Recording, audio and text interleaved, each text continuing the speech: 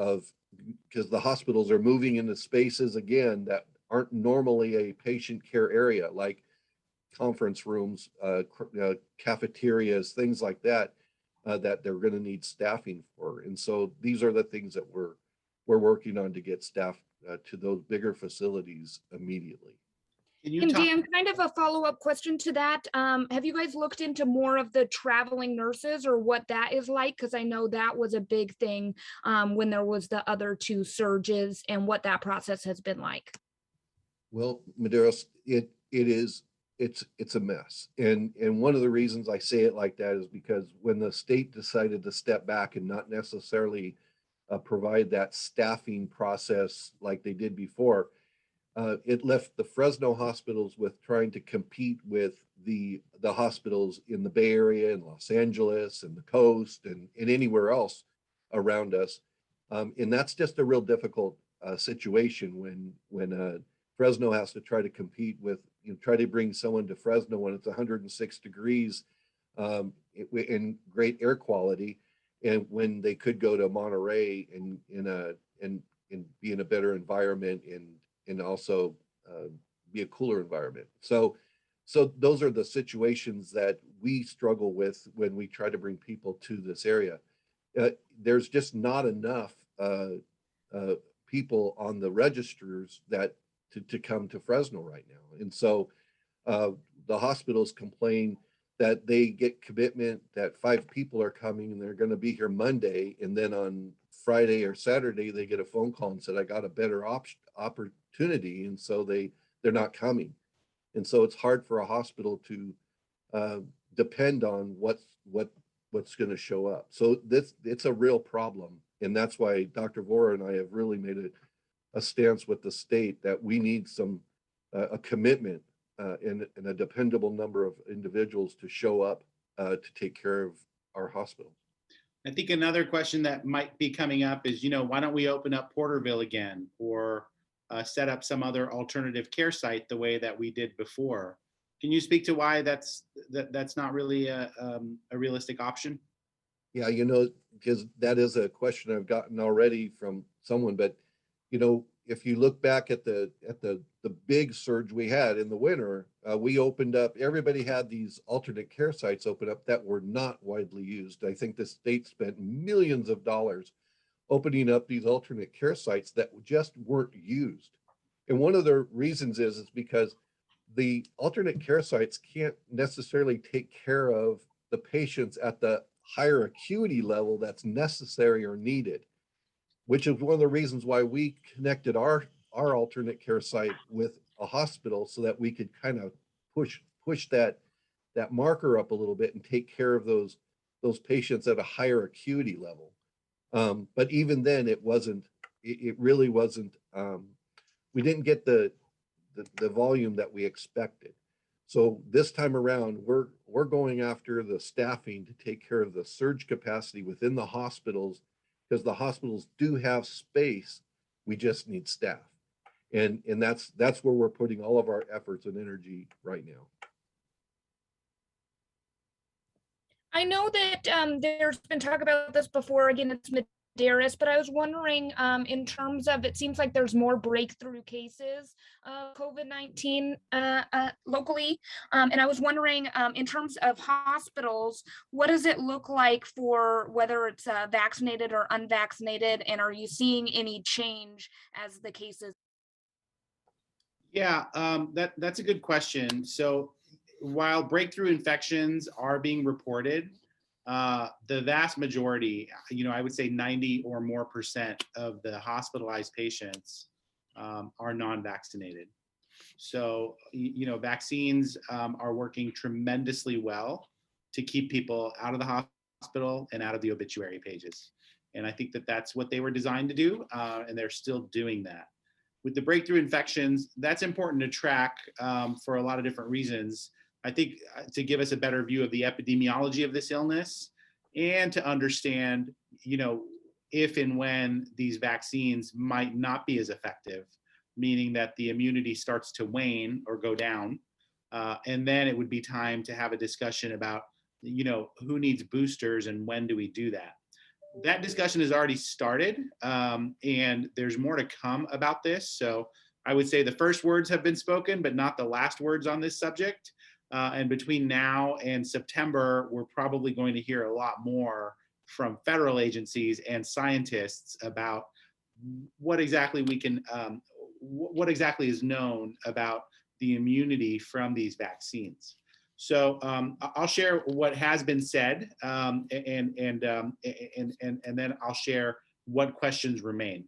So we know that the HHS has put out a statement. In fact, I have it here from medical experts, and the CDC and the HHS together put out a joint statement just on Wednesday, where they said they have reviewed evidence, and the evidence indicates that immunity does seem to wane approximately 8 months after people receive their second dose of the mRNA vaccines, meaning Pfizer and Moderna.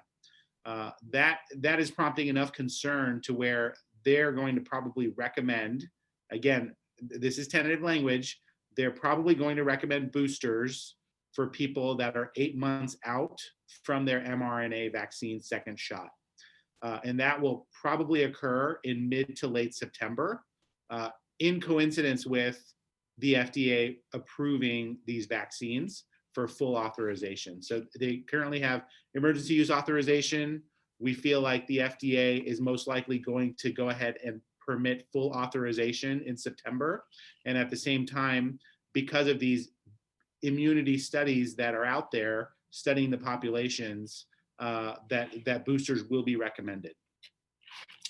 That still leaves a lot of questions, like, does this mean everyone needs one or just high-risk people?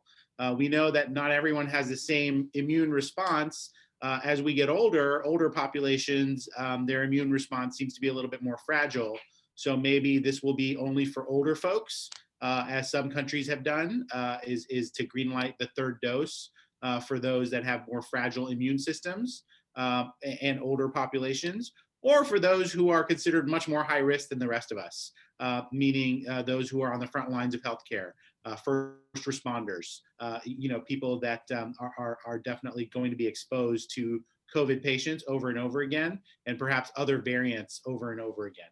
So that basically is, that's where we're not quite sure if this booster policy is going to be universal or have some sort of a priority scheme, the way that the original vaccinations did. So if you remember in January, February, we were basically restricting vaccinations to those who were felt to be at highest risk of having complications or highest risk of catching and spreading coronavirus, meaning those who are in essential work occupations or first response or healthcare. So that's what's still to be determined between now and September. So I know that there's a lot of questions about that. Honestly, we haven't heard anything further other than the summary provided by the HHS, and the science and the studies on this are still, they're still being released. So that's why I said, I think much more to come about boosters. Just know that they're on the horizon, that, HHS and CDC are looking at this information. And don't be surprised if you hear that around 8 months after your last shot, your second shot of your mRNA vaccine, you may be asked to come in and get a booster. And that's just really just to protect you from these breakthrough infections and obviously help, provide another layer of reinforcement during this Delta virus surge that is affecting so many other communities. Now, that's a little bit different than what we announced last week. What we announced last week was if you have an immunocompromising condition, then chances are your immune system didn't really have a great response to the first two shots to begin with, and you need to come in and get a third dose as soon as possible. So that's basically, I think, obviously a source of confusion, because when people hear third dose now, they think it applies to everyone. And that's not really what was said. Right now, the people who should be scheduling for third doses today are those that have an immunocompromising condition. They have a renal transplant, they have some kind of solid organ transplant, and they're on medications that are suppressing their immune system, or they have some kind of autoimmune disorder, or they have some other kind of immune disease where their doctor has told them, your immune system has been compromised, and we need you to come in and get your third dose. So that basically is that's a policy that is being supported now. In September, the boosters for a general, I wouldn't say everyone right now without knowing more, but a more general booster policy will be in effect most likely in as early as September. Now that is all about the mRNA vaccines. Okay, there's another kind of vaccine that was introduced a couple of months after Pfizer and Moderna, which is the Johnson & Johnson product. That's not an mRNA product. That's another kind of vaccine called an adenovirus vaccine. And the Johnson & Johnson vaccine was also given emergency use authorization because it worked really well. And it had the advantage of being only a single shot. And so this was actually used in a lot of people, not as many people as the mRNA vaccines, but a sizable number of people in the US and here in Fresno County. And we don't have enough information about how their immunity is going right now to say when they will be ready for boosters or if they need them, if they're immunocompromised. So stay tuned for more information about that as well. The HHS and the CDC has promised that they are going to put out some kind of a statement to clarify how we can handle the Johnson & Johnson patients in the next few weeks. So if you've had a Johnson & Johnson vaccine, you're still good, you're still protected. Stay tuned because we are going to have some better advice about how to proceed if and when you are ready for a booster vaccination. So I know that that's a lot of information. I know that that's potentially confusing to get all of that at once, but that's basically how fast it's come down in the last week or so. And we're just trying to stay on top of these announcements as they come out. Dr. Vora, this is Tim with the Hey, B. A question related to what you were just talking about, third doses, vaccinations. Given that we still have about just under half of Fresno County's population that have yet to even get a first dose, what do you see as the challenges of balancing when third doses do become recommended, and what we're hearing is September 20th-ish for that? How do we balance the challenges of meeting that with the challenges of continuing to just get people vaccinated in the first place?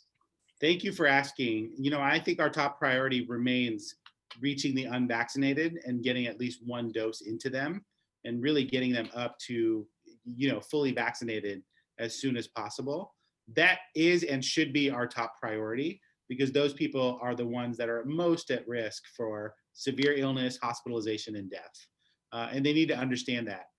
With these boosters, I think, like I said, I haven't had a chance to review the literature myself. There's much more to come about, how we should